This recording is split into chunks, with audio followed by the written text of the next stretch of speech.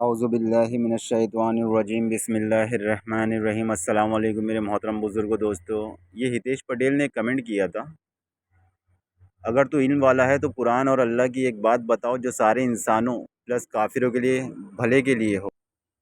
ये कमेंट तो इन्होंने ये यास्मीन खान जी के पोस्ट, मेरे पोस्ट मैंने यास्मीन खान जी के ख़िलाफ़ पोस्ट किया था, उस पर आके इन्होंने ये कमेंट किया। मुझे नोटिफिकेशन आया, मैंने जब नोटिफिकेशन पे क्लिक किया तो मुझे ये कमेंट मिला नहीं, अधूरा ही कमेंट दिखा रहा था।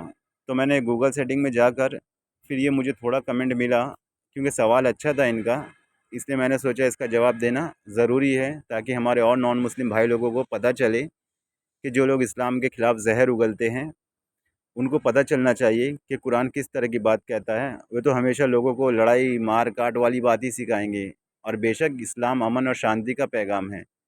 ऐसा कुछ नहीं है भाई, जिस तरह की बात आप लोग लोगों से सीख के आते हैं, उन लोग के बहकावे में आ जाते हैं। तो मेरे नॉन मुस्लिम भाइयों से रिक्वेस्ट है, इनका जो सवाल था उसका जवाब देखिए अल्लाह क्या फ़रमाता है। क्या कह रही है, अगर तू इल्म वाला है तो कुरान और अल्लाह की एक बात बताओ जो सारे इंसानों प्लस काफिरों के लिए भले के लिए हो।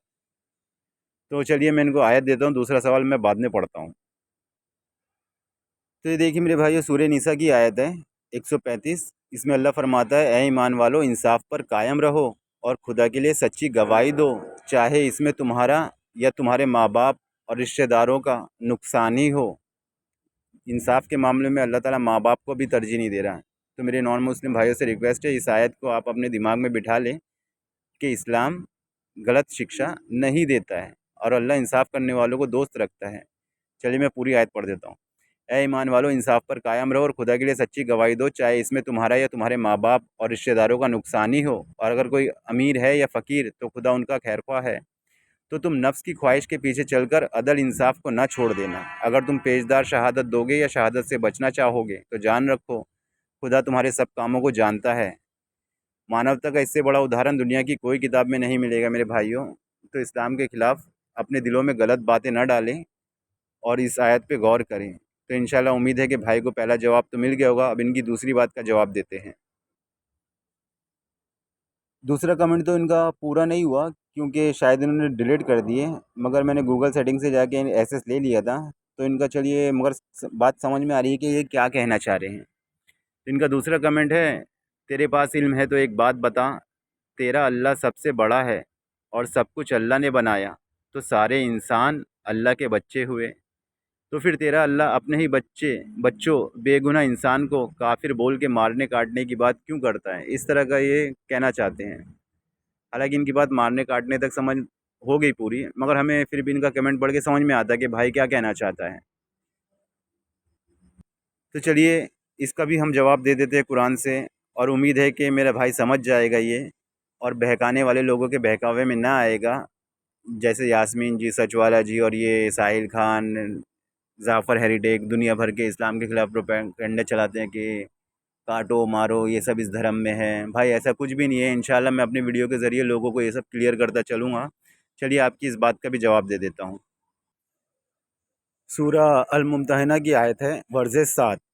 इसमें अल्लाह फरमाता है, करीब है कि खुदा तुम्हारे और उनमें से तुम्हारे दुश्मनों के दरमियान दोस्ती पैदा कर दे, और खुदा तो कादिर है और खुदा बड़ा बख्शने वाला मेहरबान है।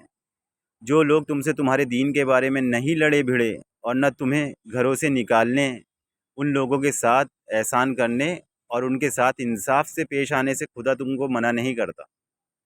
क्या बोल रहा है अल्लाह ताला, इंसाफ से पेश आने से खुदा तुम्हें मना नहीं करता। यहाँ पे भी देखिए इंसाफ की बात आ गई। अल्लाह इंसाफ पसंद लोगों को पसंद करता है, चाहे फिर वो मुसलमान हो चाहे कोई भी हो मेरे भाइयों। इंसाफ से पेश आने से खुदा तुम्हें मना नहीं करता। बेशक खुदा इंसाफ करने वालों को दोस्त रखता है।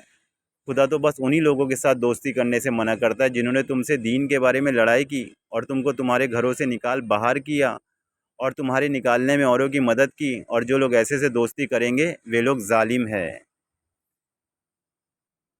तो देखा मेरे दोस्तों, इस आयत में भी अल्लाह ताला ने किस तरह एकदम साफ़ और क्लियर बता दिया है कि किन से दुश्मनी करनी है, किन से लड़ना है, किन से दोस्ती करनी है, सब अल्लाह ने इस आयत में क्लियर कर दिया है। और इंसाफ इंसाफ इंसाफ, अल्लाह इंसाफ करने वालों को दोस्त रखता है।